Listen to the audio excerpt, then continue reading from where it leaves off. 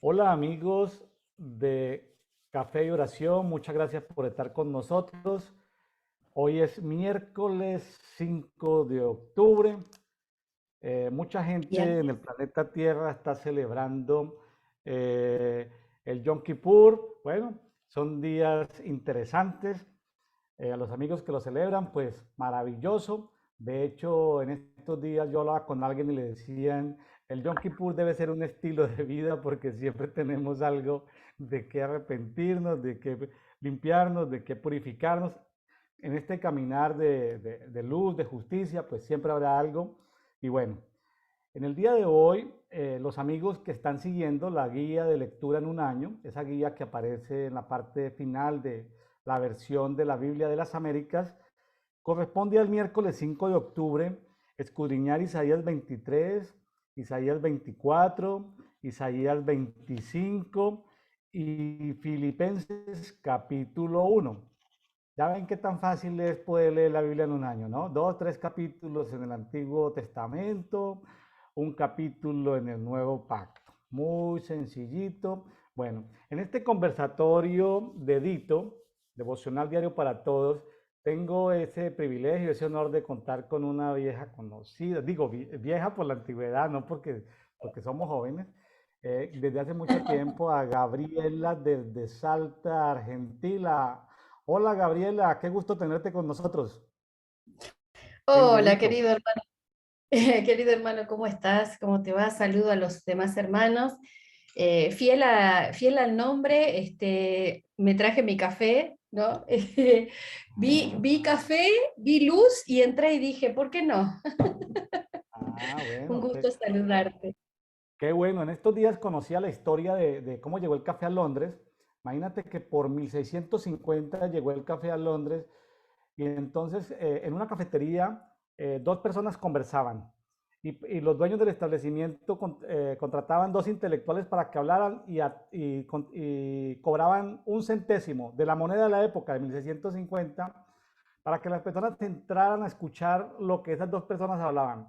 Con el tiempo la gente se cansó de escuchar a los intelectuales que hablaban y la gente comenzó a pedir su propio café y a conversar. Para el año 1700 ya habían 2000 cafeterías en Londres donde la gente hablaba de todo. Ese es el propósito de este programa, que la gente se anime a leer la Biblia y cuando ya estén leyendo la Biblia, sacando su tiempo a solas con Dios, ya no va a ser necesario, ya no va a ser necesario ya no va a ser necesario que sigan este conversatorio, sino que ustedes eh, lo, lo puedan hacer. Saquen tiempo a solas con Dios, saquen su tiempo para lectura, para escudriñar, para meditar, etcétera. Bueno, entonces, eh, mi amada Gabriela, ¿qué te habló? ¿Qué viene a ti? Es decir, como lo quieras abordar, Isaías 23, 24 y 25. Cuéntanos, ¿qué te llamó la atención? Bueno, en primer lugar, cuando recibí los pasajes, dije, oh, estamos en problemas. Justo, ¿viste? Si hay un tema que mucho no nos gusta tocar, son las profecías de Tiro y Sidón. Bueno, llegaron.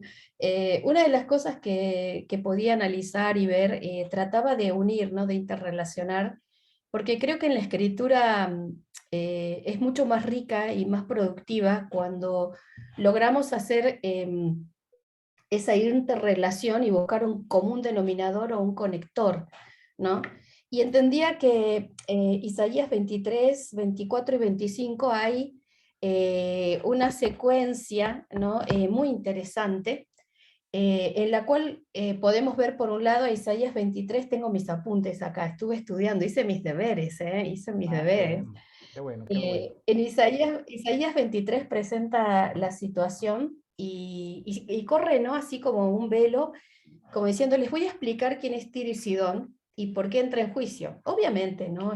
No, esto va mucho más allá de Tiro y Sidón, ¿no? Si entendemos la escritura como la palabra viva del Señor, no es meramente anecdótico o ilustrativo o histórico, sino que hay una cota de revelación y significancia muy profunda, ¿no? Entonces, por ahora hablamos de Tiro y Sidón como las ciudades, pero nosotros podemos entender en este caso a Tiro como en tres esferas, ¿no? Como un lugar geográfico por un lado, en segundo lugar como un ser espiritual, y por otro lado, ¿no? Como un hombre que gobernó llamado el príncipe de Tiro, por ejemplo, ¿no? Entonces, creo que lo precioso de la escritura es que nos invita a ver la realidad en forma tridimensional, a no quedarnos solamente con la mera lectura y la interpretación longitudinal, sino entrar en una dimensión en donde, como esta taza, ¿no? La podemos ver de distintos puntos, de abajo, de arriba, de frente, del costado. Y creo que esa es la riqueza de la escritura. Por eso, aunque leamos la Biblia durante un año, como vos decías, William, cada año el Señor te va a impactar de una manera totalmente diferente, y el Espíritu va a traer cosas totalmente diferentes, aunque sea el mismo pasaje, ¿no? Entonces, podía haber en principio una secuencia, ¿no? Te corría el velo y te dice, bueno, te voy a mostrar quiénes son realmente Tiro y Sidón, Isaías capítulo 23. Isaías 24 habla, bueno, te voy a mostrar quiénes son y te voy a mostrar cómo opera, porque de nada sirve que sepamos quién es quién si no sabemos cómo actúa, porque si no sabemos cómo actúa nos quedamos en el mero discurso de que te presento a fulano de tal, pero para que lo conozcas y los veas. Pero si queremos hacer algo, queremos actuar en función de lo que estamos viendo, necesitamos saber cómo opera. Porque si yo sé cómo opera algo, sé cómo contrarrestarlo, ¿no? Y el Isaías 25 empieza y dice, bueno, este es Tiro, este es Sidón, así opera, pero este es el desafío final que nosotros tenemos como hijos, y cómo nosotros estamos llamados a vivir, a actuar y a operar en medio de este sistema, ¿no? Porque si algo me quedó muy claro, es que Tiro y Sidón son dos sistemas. En realidad uno es mucho más grande que el otro, ¿no? Personalmente entiendo que Tiro es mucho más grande que Sidón, y está formado, es un sistema que está compuesto por sistema. Entonces cuando en la escritura el profeta comienza a hablar, ¿no? Y dice, estoy buscando el pasaje aquí, en Isaías capítulo 23, que comienza y dice, profecía contra Tiro y Sidón. Es interesante entender quién era Tiro, ¿no? ¿Quién es en realidad? Porque no sé si usar el pasado o el presente, depende cómo lo analicemos. Si lo vamos a tomar desde Isaías, Isaías es una voz profética, la voz profética es atemporal, ¿no? Es decir, tiene un tiempo en el cual Dios suelta algo, pero lo que sale en la voz profética resuena en niveles de regiones celestiales. Por lo tanto no fue ni será, es, ¿no? Y eso nos invita a mirar las cosas de manera diferente, ¿no? Entonces, una de las cosas que me llamó mucho la atención bueno, empecemos que Tiro y Sidón son ciudades fenicias, obviamente.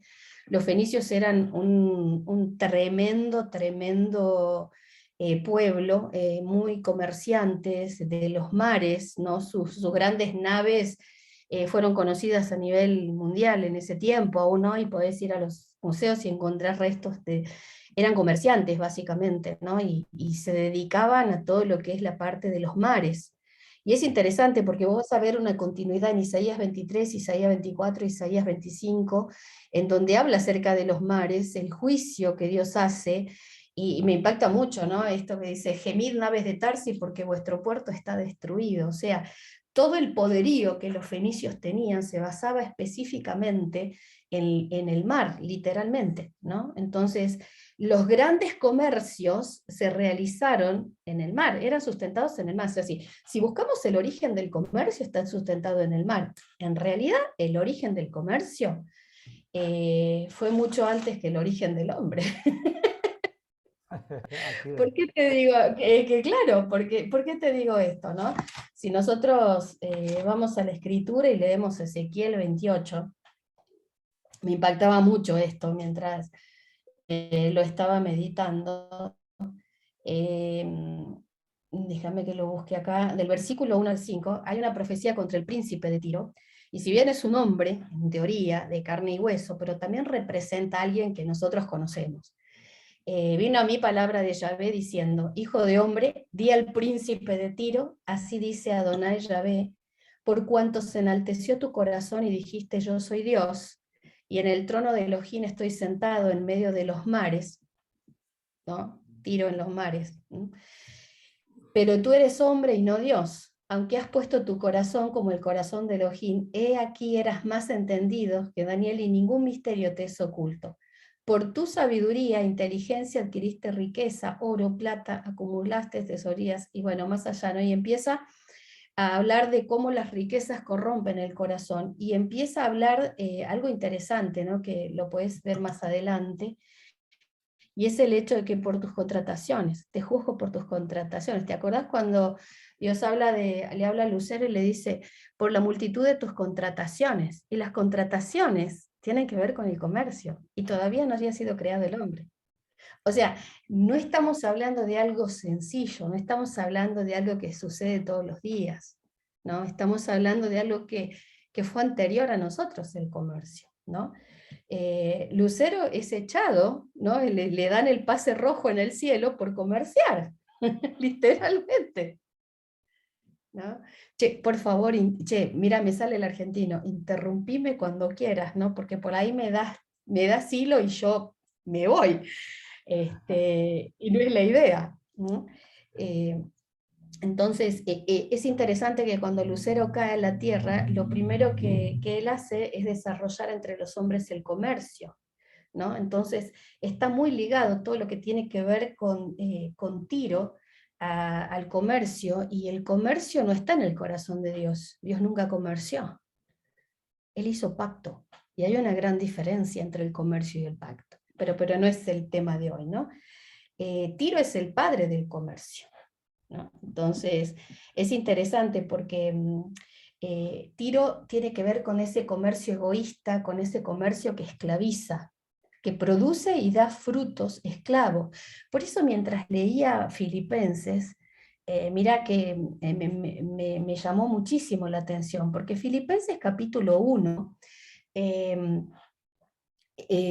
versículo 1 dice, empieza esto, ¿no? Me impacta mucho como siempre Pablo se presenta, ¿no? Pero en este caso en particular dice, Pablo y Timoteo, esclavos de Cristo Jesús. Estamos hablando de Isaías 23, Isaías 24, Isaías 25, de cómo todo lo que genera el comercio, que genera esclavitud. Y Filipenses capítulo 1 comienza diciendo Pablo, muchachos, voy a esclarecer una verdad fundamental, y es esta. Pablo y Timoteo somos esclavos de Cristo Jesús, de ningún otro. Entonces, ¿qué veo ahí? ¿Sabes que el nombre de Tiro significa roca? Tiro significa roca, el significado es su nombre. Y creo que en términos generales, Isaías 23, 24 y 25 se trata de un problema de rocas. Así es. sobre qué roca estás edificado. Mateo 16, 18 nos habla una verdad que para mí es no negociable, hablando de comercio, ¿no? Y Mateo, lo estoy buscando, es un versículo conocido, pero lo quiero declarar, ¿no? Porque creo que hay una fuerza muy poderosa cuando nosotros hacemos estos conversatorios, que no tiene que ver con explicar la escritura, sino con declarar cosas en los aires. Y dice, y yo también te digo que tú eres Pedro, y sobre esta roca edificaré mi iglesia, y las puertas del Hades no prevalecerán contra ella. Entonces, literalmente Tiro presenta una falsa roca. O sea, estamos hablando de alguien que se cree Dios. Obviamente hay una lucha de diseños tremenda, ¿no? Por un lado, hablando de la roca que es Cristo, y esa roca, la roca verdadera, inconmovible, la roca fundamental, la piedra angular sobre la cual se basa la iglesia, Tiro la copia. Y dice, no, yo también soy una roca. Y si nos ponemos a pensar, es cierto, aún, mira lo que te voy a decir, ¿no? Aún en la iglesia, hay iglesias fundadas sobre una roca que no es la roca que es Cristo. Hay iglesias que están fundadas, y perdón, no lo voy a decir de esta manera, así como al conversatorio, que cuidado con hacer comercio en la iglesia, porque entonces estamos poniendo otra roca, porque estamos levantando a Tiro. Entonces estamos, Ojo, no se trata de que vendemos las empanaditas afuera de la iglesia para irnos de viaje a la misión Wichí, ¿me entendés? O sea, esto se trata de una cuestión de rocas, de fundamento. Y dice Pablo, nadie puede poner otro fundamento que el que está puesto. Entonces, es como, manejémonos con cuidado con esto, ¿no? Es interesante porque Lucero siempre quiso ser roca, y nunca pudo, y no va a poder, porque hay una sola, ¿no? Entonces, eh, Tiro no desea que la gente sea libre pensadora, no desea que la gente acuda a la roca correcta, ¿no? O sea, que para que Tiro se manifieste, para que Tiro funcione, literalmente, si vos vas a ver en Isaías capítulo 23, y comienza a abrir el telón y le dice, bueno, les presento quién es Tiro, ¿no? Enmudezcan los habitantes de la costa, mercaderes de Sidón que recorren el mar cual viajeros y aguas caudalosas, y empieza a hablar, ¿no?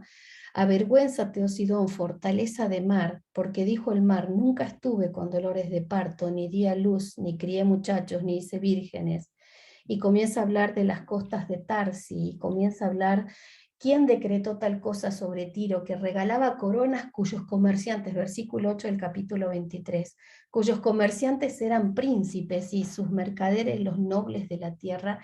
Evidentemente Tiro posiciona, porque está hablando ahí, ¿no? Y dice, acá, cuyos comerciantes eran príncipes, ¿no? Entonces da autoridad, da poder, da reconocimiento, ¿sí? Es interesante entender que Dios jamás va a contemplar la salvación de Tiro. Perdón que te diga esto, pero es así. Tiro está íntimamente ligado con Mamón, ¿sí? O sea, Mamón trabaja para Tiro. Entonces, cuando estamos hablando en Isaías 23 y nos están presentando a Tiro y Sidón, lo que está haciendo el Señor es mostrarnos un sistema que engloba otros sistemas, ¿sí? O sea, tenemos a Tiro y abajo ahí, dentro de otros sistemas, está Mamón también, ¿no? Y hay otros más que podemos mencionar, pero no viene el caso, ¿no? Ahora, fíjate que habla del juicio, ¿sí?, de Tiro y Sidón. Bueno, ahora, ¿quién era Sidón? Era una antigua ciudad fenicia, ¿no? Fundada, se cree que eh, por un poco de tiempo fue muy importante, pero después Tiro la absorbe a Sidón, ¿no? Entonces Tiro se levanta como el más fuerte y es absorbido Sidón, ¿no? Y desarrolla un importante comercio marino, ¿no? Y crea muchas colonias a la orilla del mar Mediterráneo. Ahora, fíjate que una de las cosas interesantes de Sidón es que tenía un dios, y ese dios de Sidón era Dagón.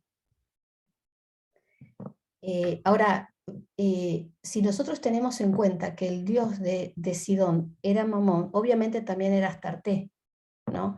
Era una potencia marítima Sidón, pero estaba subordinada a Tiro, ¿no? Y es interesante cómo los dos comienzan a trabajar de manera en que vos siempre lo vas a ver en la mayoría de las veces en la Biblia, Tiro y Sidón, Tiro y Sidón, Tiro y Sidón, porque los dos como que se retroalimentaban, se guardaban, eran fortalezas, ¿no? De hecho, los moradores de Tiro vivían en una zona rocosa en honor al nombre de Roca y habían hecho una fortaleza alrededor de ellos. O sea que proféticamente, si lo vemos, estamos hablando de una fortaleza espiritual muy grande, aparte de un sistema de sistemas. Entonces, es importante que podamos entender de quién en realidad estamos hablando, y todas estas características ayudan, ¿no? Algo que me llama mucho la atención es que sucede algo tan impactante entre Tiro y Sidón, y es, ¿te acordás del milagro de la viuda de Sarepta? La viuda de Sí. Sarepta de Sidón. Ujú. Exacto, fíjate que Primero de Reyes, capítulo 18. ¿Por qué te cuento? Porque ahora estoy hilando todo, te estoy mostrando cómo fui caminando este camino de Tiro y Sidón. Primero de Reyes, capítulo 17, versículo 8. habla, ¿no?, de la viuda de Sarepta y dice, y la palabra de Yahvé vino a Elías diciendo, levántate, ve a Sarepta de Sidón y mora allí. He aquí, yo he ordenado allí a una mujer viuda que te sustente. Y él se levantó y fue a Sarepta, y cuando llegó a la puerta de la ciudad, he aquí una mujer viuda estaba allí recogiendo leña. Y él la llamó y le dijo, te ruego que me traigas un poco de agua y un vaso para que beba. Y al ir a traérsela, él la volvió a llamar y le dijo, te ruego que me traigas un bocado de pan de tu mano.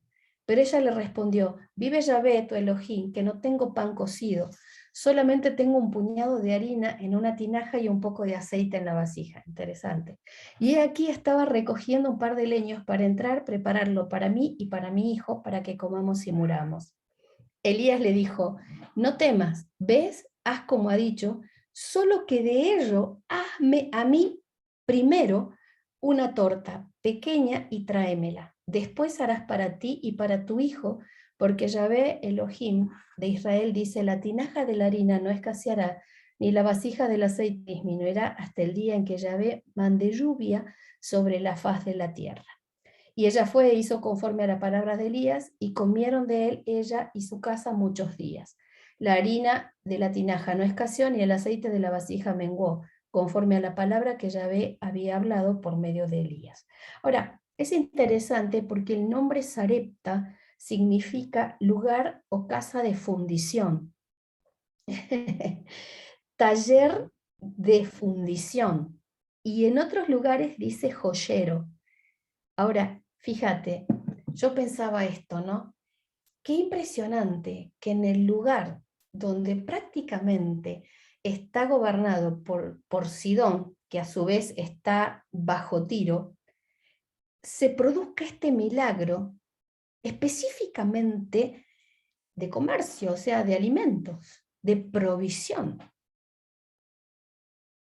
Yo creo que los lugares son importantes en la escritura. Y, ¿sabes? Me llama la atención que Sarepta dice taller de refundición o casa de fundición. ¿Quiénes entran en las casas de fundición? Los metales que van a ser procesados para salir más puros. Entonces yo pensaba esto, te lo comparto. Vos decime qué impresión tenés en el Señor. En ese momento Sarepta estaba sufriendo una insuficiencia de agua y comida, ¿no? Es una situación complicada. Y el Señor le dice, le manda al profeta, le dice, quiero que me hagas comida, quiero que me des a mí primero esa comida. O sea, en medio de ese sistema de comercio, en medio de todo lo que es el gobierno de Tiro que busca esclavizar a través del comercio y hacernos dependientes y poner como fundamento, como roca, ¿no? El sustento, la provisión y todo lo que tiene que ver con el comercio en nosotros. El Señor dice, paren muchachos que les voy a dar una gran lección, y es esta. Hay momentos que yo voy a ir y los voy a trabajar como metal precioso en esa casa de fundición, por eso Sarepta. Y en medio de lo que en los aires se mueve, pasamos una situación de pandemia, pucha, perdimos trabajo, pucha, ahora hay una inestabilidad, pucha, comienza a haber escasez mundial, pucha, ¿me entiendes? Todo eso lo que está generando el comercio, lo que está generando, porque el comercio genera un montón de cosas que no necesitamos en realidad, ¿no? Y te hace al hombre esclavo de lo que supuestamente necesita en este sistema capitalista, en esta sociedad posmoderna, que ya no es ni posmoderna, es una sociedad. Hay un filósofo que se llama Bauman, que él habla de una modernidad líquida, en donde todo es instantáneo, donde nada perdura, entonces donde se crea la necesidad de generar, yo necesito esto, o sea, todo el comercio, ¿no? Puesto al servicio del hombre para hacer al hombre esclavo del comercio, ¿me entendés? Y en este lugar, Dios dice, bueno, muchachos, los llevo a la fundición, los voy a hacer pasar por fuego y les voy a dar una demostración de tres cosas. Primero, vino a mí palabra de Yahvé a Elías diciendo, esa palabra es, vino el Dabar, o sea, no es cualquier palabra. Vino el Dabar. ¿Qué quiere decir el Dabar? La palabra preexistente de Dios. Génesis 1:1 dice, en el Bereshit estaba el Dabar. O sea, antes de los inicios de todas las cosas ya estaba la palabra creadora, la palabra que suelta Dios, que es la palabra creadora, que luego se transforma en y el verbo se hizo carne y habitó entre nosotros. O sea, esa palabra que transforma, que tiene el poder de diseñar, que tiene el poder de construir, que tiene el poder de edificar. Se suelta esa palabra, porque dice, la palabra de Yahvé vino Elías. En medio de todo ese comercio que dice, anda, hace esto, pone esto, tenés que trabajar más, ¿cómo vas a dejar esto? No, no es, o sea, dice, se suelta la palabra de Yahvé a través de la voz profética y le dice, anda a ese lugar que los voy a fundir, a la viuda de Sarepta y a su hijo. Los voy a sacar de ese lugar, los voy a sacar de esa falsa roca que es Tiro y los voy a poner y los voy a posicionar en la verdadera roca, que es Cristo, Cristo el Dabar vivo. Y dice, anda, tráeme esto. No, pero, viste, la mujer le dice, no, pero no tenemos nada. ¿Qué te hace creer Tiro? Eso. Y Sidón obviamente lo apoya, ¿entendés? Porque los dos trabajan juntos. Oh, pero necesitamos esto, necesitamos pagar la hipoteca, necesitamos, no tenemos el trabajo, mira, tenemos que andar bien, y si el jefe dice que tenemos que venir a trabajar el día domingo, el lunes, martes, miércoles, jueves, viernes, o sea, en nuestra sociedad latina es terrible eso.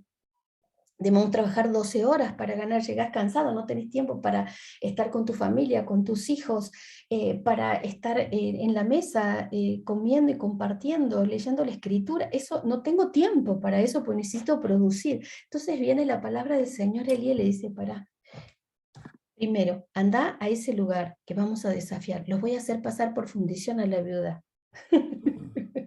Yo te digo, en esta semana estudiando esto me sentí la viuda pasada por la fundición, ¿eh? Así es, así es. En estos días hablaba con un amigo, un pastor en Estados Unidos, y me decía, William, es impresionante. Por más que yo quiera hacer uno o dos servicios en la semana, es imposible. La gente tiene dos y tres trabajos y la gente no, y pareciera que no les alcanza el dinero. ¿Sí? Es impresionante la sociedad de consumo que te obliga a consumir otro vehículo, a consumir otra casa, a tener otra casa más grande y que nunca te deja, ¿no? Ese sistema capitalista que te absorbe, ¿no? Ahora, también hablaba con otro amigo en estos días que me decía, William, el Señor eh, necesita en estos tiempos tratar la escoria y la escoria se trata con fuego, ¿no? Y me viene a mí todo lo de la fundición. Tuve un amigo ingeniero metalúrgico que me explicaba todos esos temas de metalurgia y es un tema muy bonito, ¿no? Cómo se hacen objetos en fundición, cómo la piedra se vuelve metal. Ahora, Dios trataba a todos ahí, es decir, Dios estaba tratando al propio profeta, lo está tratando, que pareciera que está tratando a la viuda o al hijo de la viuda o al lugar también, pero el primero que trata es al profeta, porque Dios tiene esa costumbre de tratar, así como Pablo se declara esclavo, Elías también era un esclavo, ¿no? Eh, y, y, y te quiero contar algo, Gaby. Mi nombre real no es William Augusto, mi nombre real es Pablo Elías. Entonces a mí estoy muy emocionado porque estamos hablando de Pablo y Elías. Ese es mi nombre, ese es mi nombre, pues, eh, eh, como soy, ese es el nombre que he encontrado. Entonces, y me estaba recordando de muchas escrituras que no están en la Biblia, libros históricos, apócrifos. A Elías lo alimentaban ángeles, según dicen algunas historias, lo alimentaban ángeles, le daban fuego en la boca de niño, es decir, no le daban leche ni biberón, sino que los ángeles le daban fuego en la boca a Elías. Entonces, Elías pues ya estaba, Elías ya era un hombre de fuego, evidentemente, ¿no? Y esto, seguramente que Dios necesitaba tratar algo con Elías. Y se me ocurre mucho en este momento que Dios lo saca de una crisis allá en Israel y el único que podía solucionar la crisis o que podía por lo menos interceder ante Dios por la crisis que había era Elías, aunque también habían otros profetas, pero a este personaje se lo lleva justamente, y claro, también hay esto, no sé si recuerdas o has leído o has escuchado de quién era el hijo de la viuda, de las teorías que hay sobre el hijo de la viuda, ¿no? Al No, parecer el hijo de la viuda, al parecer el hijo de la viuda más adelante se convirtió en uno de los ayudantes de Elías y algunos hablan de que posiblemente fue Jonás. Entonces Jonás, pues imagínense, Jonás iba a ser procesado. Jonás estuvo como pastor y obispo por allá en Nínive como 30 años, ¿no? El libro de Jonás es muy pequeñito, ¿no? Y fíjense que si enlazamos a Jonás lo pasearon por el fondo del océano, ¿no? Se lo llevan, lo pasean por el fondo del océano, seguramente por el mar Mediterráneo, lo llevan hasta, sí, hasta las profundidades del mar Mediterráneo seguramente y seguramente que pasa de sitios físicos a sitios espirituales. Quién sabe dónde entró Jonás y algunos podemos decir que casi murió o posiblemente murió o estuvo en las puertas de la muerte, como sea. Y cómo Jonás volvió y fue a predicar y el avivamiento más grande conocido del Antiguo Testamento fue que Nínive por 140 años hubo un avivamiento. Hasta los animales ayunaron, ¿no? Entonces, pues no, Gaby, se me vienen demasiadas cosas que comentar, pero yo quiero aprovechar el tiempo mejor que, que tú sigas adelante. Te escucho, yo me estoy tomando no un café hoy, aquí me estoy tomando un chocolate. Aquí, estoy tomando un allá. chocolate con leche porque el chocolate para el alma. Sí, leí los libros que llevan ese título, Chocolate caliente para el alma. Me llamaba mucho la atención cuando estabas hablando y la verdad que disfruto mucho compartir con vos. Una de las cosas que me encanta es que cuando empezamos a ver el tema de la viuda, porque me quedé ahí, ¿viste? Era como que una palabra me llevó ahí, pero para poder entender mejor lo que pasaba en Isaías 23, 24 y 25. Y es que lo primero que dice, bueno, llegó el dabar de Dios a Elías, obviamente, ¿no? Y ese dabar creativo, y va, ¿no? Y lo que hace ese dabar, saca a la mujer del sistema. O sea, ¿cuál es el objetivo de Tiro? En sí, el objetivo de Tiro, te lo digo de una, es comerciar, obviamente, pero a él no le importa comerciar billetes, a él le importa comerciar las almas. Ese es el objetivo. Por eso es tan impresionante. ¿Te acordás cuando Abraham llega y le da los diezmos y a Melquisedec y le dice, eh, ni, le dice, bueno, no le des, o sea, ¿me entendés? Dame las almas, ¿no? Dame las almas. Interesante, ¿te acordás? Dame las almas, no Melquisedec, sino cuando, no, no, no, yo voy a darle todo al Señor. Ni siquiera un cordón de mi zapato te voy a dar a vos para que no digas que yo te enriquecí. ¿Sabes lo que hizo Abraham ahí? Sí, no solamente es tremendo lo que hace con Melquisedec, es tremenda la revelación en la que se mueve Abraham, de que diezma, y al diezmar con él, o sea, van sus diezmos, sus generaciones y todo lo demás, y reconoce a Melquisedec y todo lo que, sino que además él se opone a Tiro, él lucha con Tiro en ese Claro. momento. Sí, de alguna manera Entonces, Sodoma está conectado con Tiro. totalmente, es uno de los subsistemas que alimenta Tiro, ¿entendés? Entonces, el objetivo de Tiro es comerciar con las almas, o sea que lo más cercano que el hombre tiene a su corazón es el dinero, ¿no? Entonces, el Tiro sabe que si tiene el dinero o de alguna manera maneja el dinero, maneja el corazón del hombre. Entonces, ¿te acordás lo que le dice al joven rico? ¿Te acordás lo que Jesús le dice al joven rico? Le dice, hace esto, hace esto, hace esto, todo lo dice, todo lo dice. Entonces, bueno, entonces Jesús le dice, ok, listo, check, check, check, ¿no? Check, check, check. Nosotros en Argentina decimos, yala, yala, yala. ¿Diste de comer a los pobres? Sí. ¿Estudiaste las reglas? Sí. ¿Hiciste esto? Sí. Bueno, ahora vende todo lo que tiene de hacerlo a los pobres. Tremendo. Se levantó y se fue, porque Tiro le ganó. Tiro le ganó al joven rico. Sí, así es. Y fíjese que me estoy acordando de David con su amigo Irán. David, pues tendría que volverlo a releer, pero a mí se me parece que David de alguna manera jugó un poquitico con la relación porque ellos eran tributarios de David. Eran Claro. tributarios de David. Ahora, Tiro y Sidón fueron entregadas por Josué a la tribu de Aser. La tribu de Aser nunca tomó Tiro Ujú. y Sidón. O sea, la tribu de Aser dejó la tarea incompleta. Bueno, David tuvo una relación comercial, pero fíjense lo peligroso de las relaciones comerciales que Salomón dejó que ya o sea, no solamente intercambió productos, sino que intercambió personas. Ahí fue donde nuestro amigo Salomón se metió en problemas. ¿Sí? Y de ahí viene Claro, totalmente. todo el cuento pues de la masonería, bueno, en fin, viene toda esa historia larga. Exact- En estos días exactamente. me encontré que cuando los fenicios, es decir, la gente de los fenicios cuando llegaron a España, en lengua fenicia decían Hispania. ¿Sabe qué significa Hispania? He ahí los tejones. Los tejones son el animal, está en Proverbios 30 creo, que habla de que el tejón, está mal traducido como el Ay, conejo, pero es el tejón porque en los primeros, en Éxodo, Levítico, por ahí se habla del tejón muchas veces. El animal, el tejón construye en la roca, ojo, el tejón construye en la roca casas más completas que cualquiera. El tejón construye habitación para los niños en la roca, habitación para los enfermos, habitación para la basura, habitación para dormir. El tejón es más sabio que los sabios. Ahí está, como por allá por los lados de Proverbios 29, 30, por allá está el tejón. Sabe que la familia Tejón de Italia, que en italiano es Tasso, eran unos condes por allá en Italia y en el Sacro Imperio Germánico pidieron la licencia de ser el correo monopólico.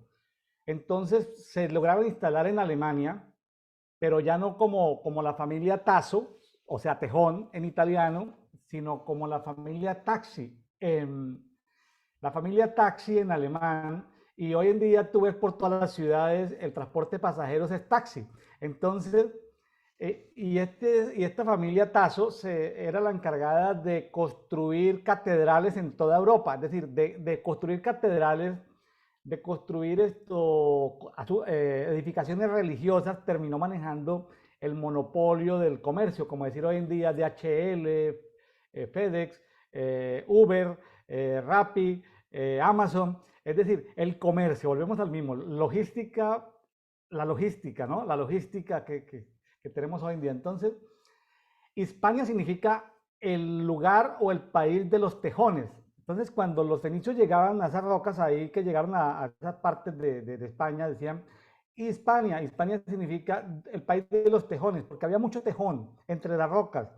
Entonces, esto es una historia muy emocionante, el tema del comercio, el tema de la logística, distribución, porque se le ha hecho creer, Grecia le ha hecho creer al mundo que la única posibilidad de construir riqueza es basado en el comercio.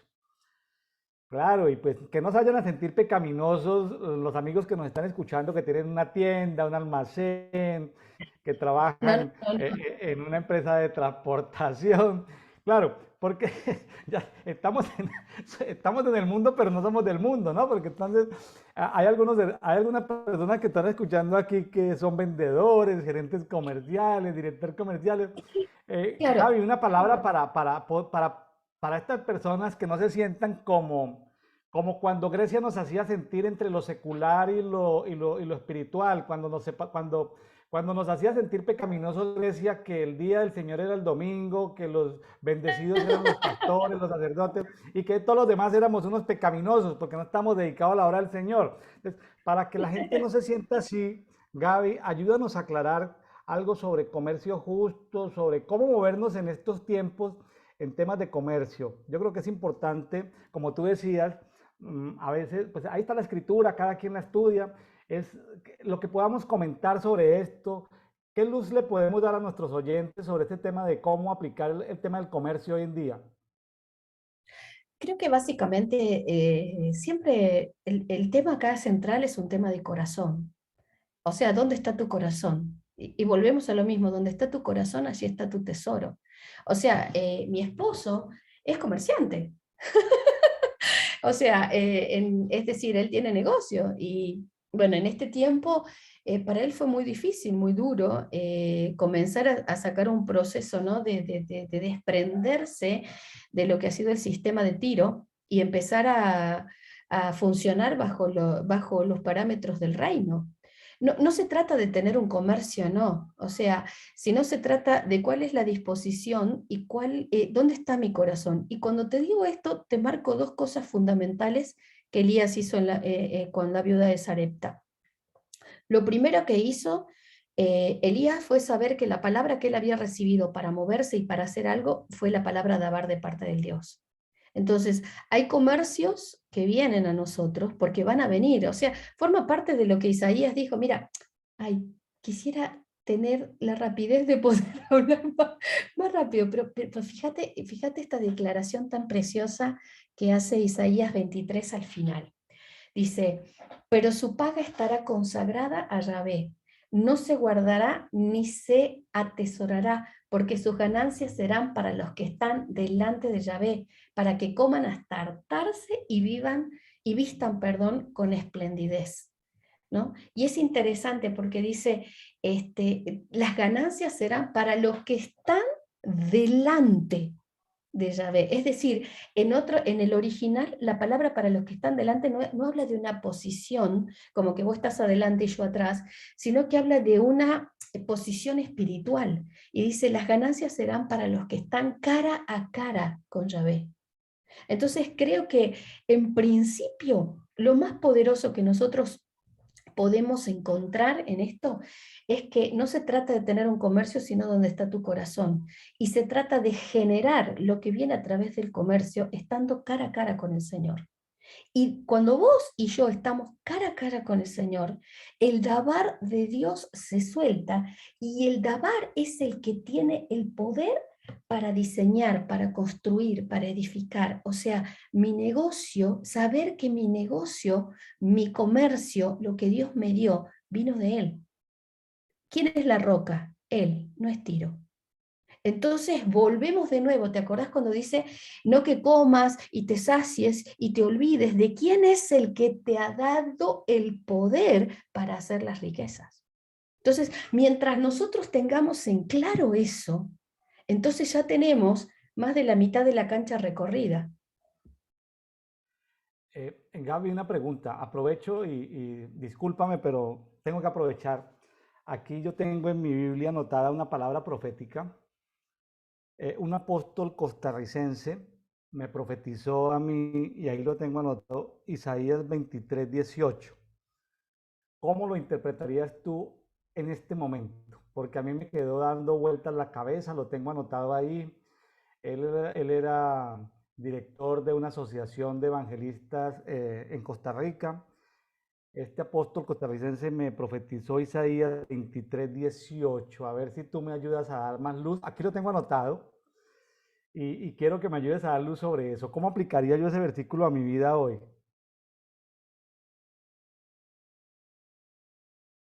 No le escucho. Se quedó en... Sorry, estaba muteada. Sí. En todo el capítulo de Isaías 23 comienza el Señor a presentar a Tiro y a Sidón, ¿no? Y empieza a decir, gemidos naves de Tarse, porque vuestro baluarte ha sido destruido. O sea, te estoy quitando todo, absolutamente te quito todo. Es interesante porque sabías que en las naves de Tarsi era donde se transportó los materiales para el templo de Salomón también, ¿no? O sea, Sí. vamos uniendo algunos detalles, ¿no? Porque lo menciona como 2 o 3 veces, naves de Tarsis. ¿Por qué? Porque eran esplendorosas, eran impresionantes, ¿no? Tenían un diseño muy, muy fuerte y de hecho ocupaban las costas del Mediterráneo de manera impresionante, ¿no?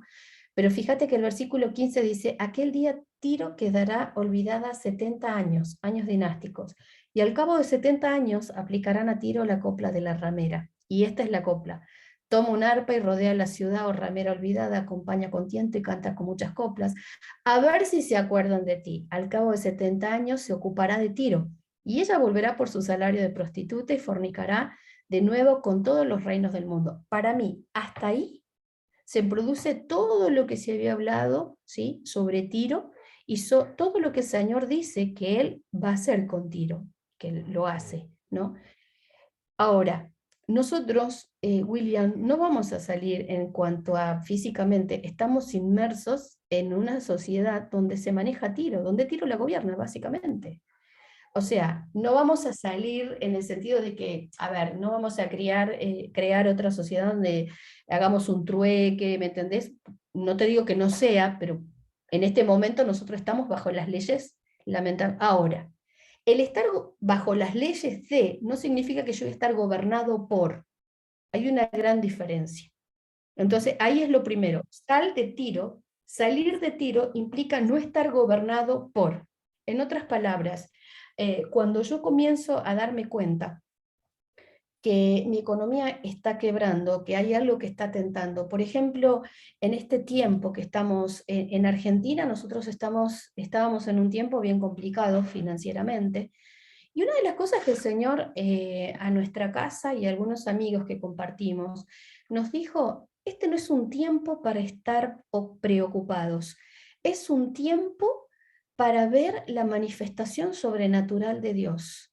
Y es interesante que estemos hablando de este tema, porque este año 5783, el número 3 habla de Gimel. Gimel deriva de camello, ¿no? El camello tiene la facultad de poder comer mucho y reservarse, guardarse para los largos caminos, ¿no? Y es interesante porque en este nuevo año el camello simbolizaba mucho también la riqueza, el poderío, ¿no? Y es interesante que la riqueza y el poderío va a venir por aquellas cosas que nosotros empecemos también a ser cuidadosos en manejar, ¿no? Entonces, cuando vos me hablas y me decís de Isaías 23, o sea, nosotros podemos estar en este sistema, pero no ser gobernados. Cuando no somos gobernados, o sea, va a haber una paga. El mismo sistema te va a pagar, pero hay un tema. Vos liberaste tu corazón, vos sabés quién soltó la palabra Dabar para tener tu negocio, vos sabés exactamente quién te sustenta y vos sabés dónde están tus pies posicionados y dónde estás construyendo lo que estás construyendo. Entonces, la riqueza, el camello y todo lo que implica, ¿no? El tener la riqueza, dice, no se guardará ni se atesorará porque sus ganancias serán para los que estén delante del Señor. O sea, en otras palabras, Tiro va a ser subsidiario en el sentido de que te va a proveer a vos y a los que creamos y a los que vivamos conforme a estos pequeños detalles que no son menores. Cuando digo pequeños no es de tamaño, sino que las cosas que tenemos que observar, nos va a proveer, ¿no? Y van a estar, es más, dice sus ganancias, ni siquiera dice su sueldo, ¿te diste cuenta? O sea, no vamos a vivir del sueldo, vamos a vivir de las ganancias, que es muy Así. diferente. No es lo mismo hablar de sueldo que hablar de ganancia. Y sus ganancias serán para los que estén delante, condición sine qua non, para que esto suceda, es que día a día estemos cara a cara con el Señor. O sea, Sidón tenía un dios que era Dagón. Dagón es el que roba la presencia. Entonces imagínate, Tiro era la roca, el pueblo sobre la roca falsa, y había otro que cuando la gente quería acercarse a Dios le robaba la presencia. Por eso los dos trabajaban juntos, Tiro y Sidón. Te robo la presencia para que no tengas tiempo de darte cuenta que lo que estás haciendo es fundamentar tu vida, tu casa, aún tu negocio, sobre una roca equivocada. Por eso lo que Dios le dice a la viuda es tan importante. Y una de las cosas que le dice a la viuda es esto. Perdón, ahí vamos. Y es también lo que nos va a decir, o sea, lo que nos va a decir a todos aquellos que tomemos de esa palabra, ¿no? Que vos compartías, que es tuya, pero no es. Ahora también es mía, porque la estamos pensando, ¿eh? Sí, está buena, es una Eh, promesa bonita. es Es hermoso, una, o sea, sí, no es un es dato menor, es una no, promesa grande. claro que sí, claro que sí. O sea, fíjate que es interesante porque cuando Elías va, le dice, primero le suelta la palabra, segundo, ¿no? Fíjate que ella moraba en Sarepta, y en Sarepta de Sidón, o sea que moraba en un lugar donde la presencia de Dios no estaba. Porque te acordás que el dios de Sidón es el que roba la presencia. Entonces le dice, ¿sabes qué? Vas a hacerme todas estas cosas. Te ruego que me traigas un bocado de pan en tu mano, ¿sí? Y fíjate que más adelante le dijo, no temas, ve y haz como te he dicho, ¿no? Entonces le dice, tráeme lo que te estoy pidiendo. O sea, le da una orden que parecía imposible. O sea, ¿cómo le va a pedir un pedazo de pan, ¿sí? A alguien que estaba por hacer una tortita con harina y aceite para morirse, para comer con su hijo y morirse? Uno si lo mira desde un análisis de mentalidad griega dice, pero ¿cómo? Está re desubicado, Elías. Apenas tienen para comer, y bueno, pero es que es así la palabra. Nos manda a hacer cosas que me parecen una locura. Por eso Pablo dice, muchachos, estamos locos para Cristo. Porque muchas veces cuando a mi esposo lo que el Señor le pidió es soltar todo. Vos- Llevo años invirtiendo en este negocio, llevo años, ¿me entendés? Pero dijo, haz lo que yo te digo, haz lo que yo te digo. Entonces, parte de poner nuestro corazón en el lugar correcto tiene que ver con, primero, reconocer la palabra dabar de Dios. Segundo, quitar, ¿sí?, de nuestro corazón las cosas que nos parezcan no, la voy a pensar, no, pero el Señor te dice, bueno, a partir de ahora vas a hacer esto y esto y esto en tu negocio. No, pero es que el mercado dice esto y el mercado dice lo otro. No, hace esto. O sea, Elías, la viuda, tráeme pan. No, no tengo, tengo poquito.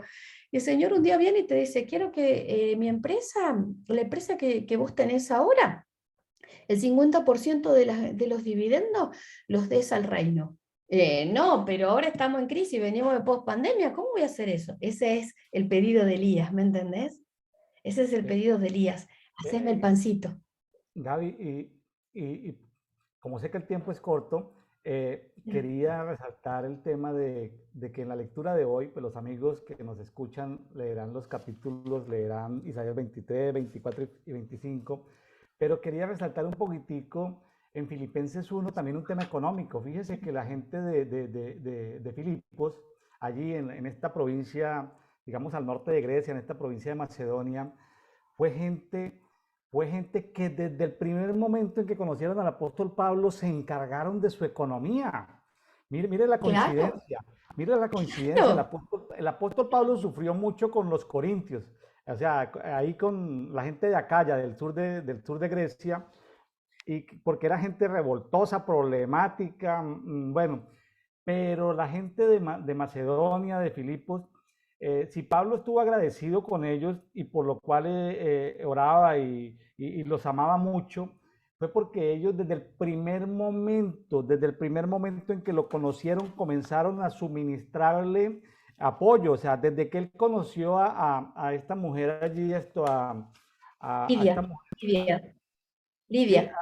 a Lidia, sí, desde el primer momento en que lo conocieron y que fue bautizada ella y su familia, su casa, pero luego en otros pasajes dice que desde que él conoció a los filipenses o a la gente que estaba en Filipos, desde ese momento se hicieron cargo de su economía. Aún mandaron al amigo Epafrodito, lo mandaron con ofrendas a buscarlo donde quiera que estaba. Ahí lo dice en la carta de Filipenses. Entonces, Es- qué, claro, qué es la tremendo, contrapartida. la economía de Pablo quedó solucionada con el tema de los filipenses, ¿no? Hablando pues de los temas económicos. Claro, no, no solamente la economía de Pablo, sino la economía de los filipenses, porque ¿sabes qué? Fíjate lo que Pablo le dice después, en algún momento dice, en el versículo 7 de Filipenses 1, dice, y me es justo sentir esto acerca de todos vosotros, por cuanto os tengo en el corazón, pues tanto en mis cadenas como en la defensa y consolidación del Evangelio, todos vosotros sois copartícipes de mi gracia. O sea, ellos eran copartícipes, ¿no? Coequiper de la gracia de Pablo. Bueno, obviamente de sus cadenas y todo lo demás, pero también, o sea, hay verdades tan preciosas acá. Por eso creo que Isaías 23, 24 y 25 te presenta a Tiro, te dice cómo es Tiro, todo lo que Tiro hace, pero Filipenses 1, el Espíritu Santo nos lleva a meditar cómo nosotros podemos salir del sistema, no subsistir, sino vivir y vivir en forma victoriosa por encima de ese sistema. Entonces, es como que te dice, bueno, esto va a pasar. Esto. Entonces, fíjate, fue tan impresionante lo que hizo la viuda, que hasta cuando se le murió un hijo, vino la palabra del Señor para resucitarlo. O sea, hay cosas que hoy por hoy quizás hay sueños que están muertos económicamente, hay sueños de emprendimientos, de cosas que han sido frenadas, pero el Señor dice, quiero que salgas de ese comercio de Tiro, de ese comercio de Sidón, y te posiciones en el pacto eterno y sobre la roca, de tal manera que seas capaz de escuchar la palabra creadora para todas las ideas y para todo lo que está viniendo. Y te muestro esto, Filipenses, para que sepas que sí se puede vivir y que sí podemos ser partes, coequiper del reino.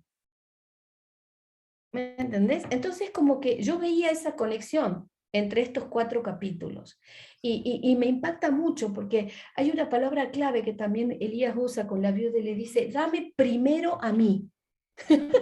Primero, primicia, primero, lo primero. Sí, es una ¿Ah? primicia. Entonces, claro, pues entiendes, o sea, una de las herramientas poderosas que nosotros tenemos son las primicias, Claro, ¿entendés? Dame primero la torta a mí. ¿Qué claro. quiere decir? Primero va para él, primero va para él. Sí, porque Entonces, si nosotros logramos hacer eso, cuidamos nuestro corazón, guardamos nuestro corazón, y si somos capaces de guardar nuestro corazón, entonces estamos posicionados en la roca verdadera. Y vamos a poder estar cara a cara con el Señor. Y cuando eso suceda, se va a cumplir Isaías 23:18. Las riquezas vendrán y serán, y me impacta, ¿no? Porque dice, no solamente vas a comer así, te vas a hartar de las ganancias. y a vestir espléndidamente. Qué tremendo, ¿no? Qué tremendo esto y yo creo que, como dice en Filipenses 1:28, en nada intimidados, en otras versiones dice sin temor, ¿sí? Yo creo que estos tiempos de pospandemia son tiempos de crisis económicas, de cosas que se están moviendo. Hay crisis logística. Los fletes, por ejemplo, a México desde China se han duplicado, triplicado. Hay inflación en dólares. Hay una recomposición económica. Las cadenas de suministro se han quebrado. Posiblemente, opinan los expertos, podrán presentarse en desabastecimientos o hambrunas. Entonces, el pasaje de la viuda de Sarepta de Sidón no está muy lejano a alguna de las personas que nos está escuchando. Es decir, es decir, cosas terribles en el mundo económico pueden suceder, pero Dios enviará o su palabra profética o enviará un profeta o algo sucederá milagroso. Es decir, pero a la gente que aún viviendo allí en Sidón, para ellos también hay una palabra también de esperanza. Un Elías era una Totalmente. esperanza para una viuda pues ya no tenía quien la sustentara, pues puede haber gente que, pues el sustento no necesariamente, en ese tiempo era su esposo, seguramente, el niño estaba menor de edad, pero ella era una mujer, seguramente no podía hacer lo que hacía su esposo, pero hoy en día las mujeres tienen más participación en la economía, pero para esas mujeres que están sin esposo, esas mujeres que son cabezas de familia, que tienen que velar por sus hijitos, debe haber una palabra profética para ellas, debe haber una esperanza para ellas, debe haber algo para ellas. Que no tengan temor, lo primero, que no tengan temor y que dependan y como tú decías en algún momento, esa bendición de poder comer hasta hartarnos de lo que de las ganancias de los sistemas económicos del mundo, tiene que ver con que busquemos a Dios, busquemos a Dios, nos encontremos con Él, que sepamos que dependemos de Él. Él puede usar, como dicen tengo un amigo judío, y me dice, William, vea, Dios puede usar hasta el mismo diablo para bendecirte. Dice ese amigo judío, pues es del judaísmo, pero me dice, Dios puede usar hasta el mismo diablo para bendecirte. O sea, no tengas temor. Es lo que me quiere decir este viejo conocido mío. Entonces, Gaby, pues sé que el tiempo se nos ha ido porque tienes otros compromisos, pero de mi parte, pues quiero darte las gracias por haber estado con nosotros en Dedito, Devocional Diario para Todos. Un abrazo para ti, para tu esposo. Te Gracias. recordamos con mi esposa con mucho cariño, con mucho afecto. Espero tenerte nuevamente en Dedito, si Dios lo permite. Amén. Gracias. Te agradezco muchísimo. Para mí ha sido hermoso descubrir la escritura. Me quedo con una frase que hace un tiempo el Señor me trajo a luz cuando leía Génesis 22. Y un nivel de revelación es entender que Dios provee. Un segundo nivel, por decirte, primero y segundo, ¿no? Pero un segundo nivel de revelación es entender que Dios es mi proveedor. Y un tercer nivel de revelación tiene que ver con entender que Dios se provee a sí mismo. Y en la figura que se presenta en Abraham cuando sacrifica a Isaac y él dice, el Señor se proveerá, no es solamente que Dios va a proveer, sino que Él se va a proveer a sí mismo. ¿Qué significa eso? Que mientras yo esté caminando en los caminos, y me refiero, esté haciendo la voluntad perfecta y no solamente la permitida, sino la voluntad perfecta de Dios, mi empresa, mi negocio esté haciendo lo que Dios quiere que haga en este tiempo, ¿sí? Él se va a proveer a sí mismo. O sea, él se provee para sus sueños, él se provee para las visiones que él tiene, o sea, él se provee para lo que su corazón anhela hacer en esta tierra. Entonces, esa verdad es poderosísima, porque mientras yo esté haciendo lo que Dios me pidió hacer, él se va a proveer a sí mismo. Entonces, nada, simplemente eso, ¿no? La provisión de Dios es para sí mismo. ¿Y qué significa eso? Para los que estamos haciendo o lo que estamos llamados y estamos tratando de hacer dentro de lo que podemos y lo que sabemos, lo que Él quiere que nosotros hagamos en el tiempo justo, en el tiempo correcto y con las personas correctas. Un abrazo, muchísimas gracias por este tiempo, lo disfruté un montón. Saludos a tu esposa y voy a hacerle llegar mis abrazos, tus abrazos por medio de mí a mi esposo. El Señor los bendice. Gracias por este tiempo. Gracias, Gabriela. Bueno, amigos de Café y Oración, nos vemos el día de mañana. Continuamos en Dedito, Devocional Diario para Todos. Bendiciones.